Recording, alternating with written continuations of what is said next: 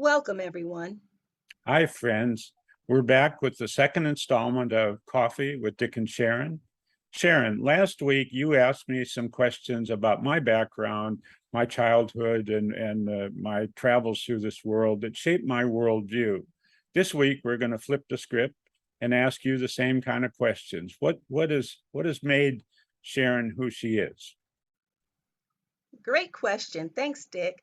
So, yeah, you and I have a lot in common, um, but there's a lot about our backgrounds that's quite different.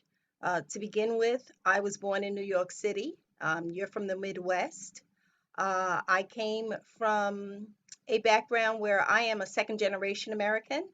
My grandparents, of my four grandparents, two hailed from the West Indies and two came from the South. And so they were either part of the Great Migration or part of the wave of immigrants that came from the West Indies. My grandparents were all Black, but there is a healthy dose of a lot of other ethnicities in my DNA and not that far back. I was born and raised in the Bronx. My parents were teenagers, and my uncle, my mother's brother, lived with us, helped to raise the kids. There are four of us, and I'm the oldest of the four. And my uncle was gay. I speak of him in past tense because he passed away back in 1989 during the AIDS epidemic, which was tragic for the whole family. Life shifting for me. I was very close to him, and he was an integral part of my upbringing. When you and I first met, I thought that you looked at the world through rosy glasses. It kind of felt like you had an experience of America that I just didn't have. And I always looked at the United States as telling stories that just weren't true. From what I observed, from where I sat in the projects in the Bronx, coming from one of my grandparents who migrated from the South. She was born in Durham, North Carolina in 1909, and her family left North Carolina because the lynchings were so bad during that period. This is in the height of the Jim Crow era. And post Civil War, she and her mother and father, and what I later learned was I always thought that she was just one of two children, but I learned from doing my ancestral research that, and I learned this just in the past 2 years, that she had two little brothers that were younger and they died of starvation. And my great grandparents left the South and moved to the North to try to have a better living. But they were so poor that they couldn't even feed their children, not because they weren't hard workers. They were workers, they were hard workers, and they were children. Their parents were slaves. So believe me, they worked, but they had nothing to show for it, not even enough food to feed their children. So my experience of the United States was quite different from yours. Yeah, it's Go certainly ahead. it's certainly true. I gave myself a hard time in my 20s, but I had trained myself to look on the bright side of things. And a part of that is, as a white person, I could have more reasonable expectations that things would turn out well for me. I wondered if so when we first got together, you would get periodic calls from a fellow named Robin. And I think folks might like to know that story about your childhood friend Robin. Right. Thank you. Thank you for bringing up Robin. Robin and I were born within a year of each other. His mother and my mother were besties. And they were besties until my mother passed away. My mother passed away just a few months ago. So, Robin and I were both born and raised in the Bronx, but we were raised up almost as if we were cousins or sister and brother. We're about the same age. He's actually 10 months older than me. And he was male, and I speak of him in past tense, but anyway, I moved to California. He enlisted in the military. There weren't very many options for young Black men, or at least the options weren't as apparent to them. So after high school, he went into the military. He served honorably, had an honorable discharge, but after he got out of the military, he had a very hard time finding a job. And he got involved in some things to make some money that weren't necessarily good. He was associating with people that he should not have been associating with. And he was arrested in Washington, D.C. He was staying at a place which was not his. He lived in New York City, but he was visiting some people in Washington, D.C. And the police came into the place, busted the place, and in this place where he was, there was drugs, and I understand that there was also a gun. He was charged with possession with intent to sell. This was during the period of Bennett, the drug czar in Washington, D.C., and they were changing the rules. And Robin did not want to cop a plea. He was strongly encouraged to cop a plea. He didn't want to do that. He wanted a jury trial. And as a result, they threw the book at him and he ended up being convicted, and his sentence was 26 years for an amount of crack cocaine which could have fit on the tip of my pinky. He was sentenced to 26 years. So when you came into my life, at the point that you came into my life, Robin had already been in, he was in a federal penitentiary because he was arrested in Washington, D.C. So when you're arrested in DC, there's no state prison. You're going to a federal prison, and he was at Leavenworth. I went to visit him in Kansas, Fort Leavenworth, and it was that visit that really see. I mean, there've been some major milestones in my life that shifted everything. And going to Leavenworth, I spent a week there, rented a car, stayed at the Hilton in Leavenworth, Kansas, and rented a car. And every day in the morning, I'd wake up in my hotel room and then drive to Leavenworth Penitentiary and spend the entire day with Robin there. I'd never been to a penitentiary before. It was a frightening experience just being a visitor. I just can't imagine what it was like for him living there 24/7. Robin eventually got very ill. The medical care there was pathetic, and he died. He died um, in around 2003, 2002. So he Yeah, died. Yeah. I remember I remember Robin's calls and how it would affect you. You mentioned William Bennett, the drug czar, who turned out to be addicted to cigarettes and gambling. Perfect guy for that job. Another thing I know that was a big eye opener for you as a kid. You grew up in Bronx and Queens in a diverse mix of ethnicities, Irish kids getting along with Jewish kids, getting along with Italian kids who seemed to be particularly enthralled with the black girls like you. And then you moved with your family to Long Beach, and you plopped in a high school with 3,000 white kids and six black kids, and it was a real eye opener for you. Can you tell me about that a little bit? Yeah, so we're talking about different areas of my life that were lit up by personal experiences. So we've just talked about my exposure to mass incarceration by spending time at Leavenworth Federal Penitentiary with Robin and writing to him for 20 years before he died, and taking on his phone calls. My experiences with my uncle, who was gay. He was out. He was proud. He worked with the American Ballet Theater. He was a makeup artist for Mikhail Baryshnikov, and he lost so many of his friends during the AIDS epidemic. And now I want to talk a little bit about my initial introduction into serious racism, and that is when I was in high school.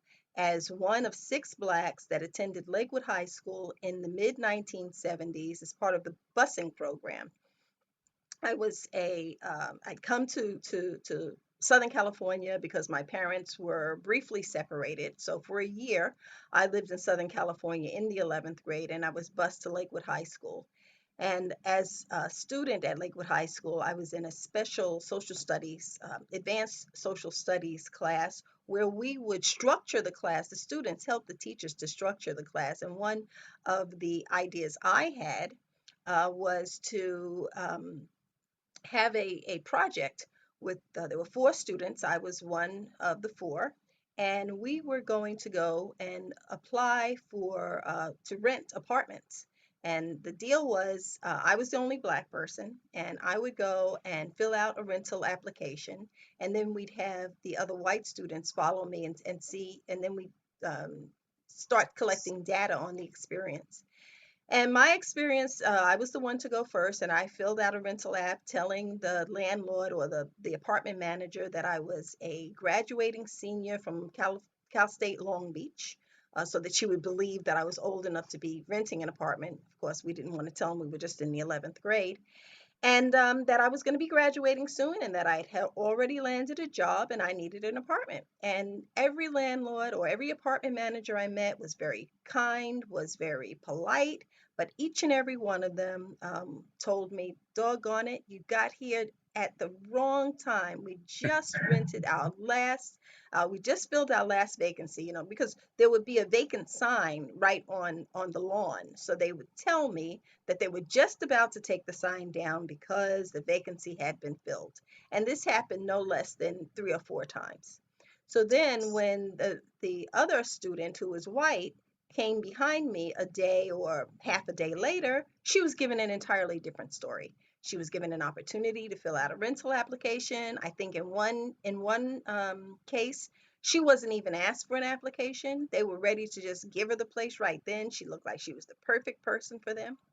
And that was a real eye opener for me. I remember when all of the students, when we got together to pull together our data, and we had pictures, so we were using all kinds of ways to present this story to our class. We knew this was an easy A. So we were high fiving each other, but I remember feeling like I'm getting a window into my future. And it didn't seem to click with them. As excited as we were all to get this easy A, it didn't click with them that what we were looking at is racism and how these managers just violated the law. That was what they were doing was against the law, but the law really did not change behavior. Yeah, I remember you telling me that story, I think when we were still in the dating mode 20 years ago, and it was such a charming and heartrending story. But I particularly remember you would tell it in your upbeat way of telling a story, but then you would say at the end how it crushed you, and the other three didn't really notice what the real implications of what you were doing. And by the way, you may recall that we've taken that story, that episode, and written a play around it called The Homecoming, and we're polishing it and hoping to get it staged someday. It's That's right.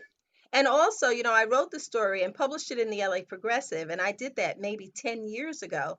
Well, about 6 months ago, we were contacted by someone who actually went to Lakewood High School, a white woman and her husband, and she was there when I was there. She and I are the same age, and we were in the same grade, but I didn't know her when I was at Lakewood. I have come to know her and her husband now, and they're really beautiful people. And I told her, I said, had I known you when I was at Lakewood, I think that you and I would have been friends.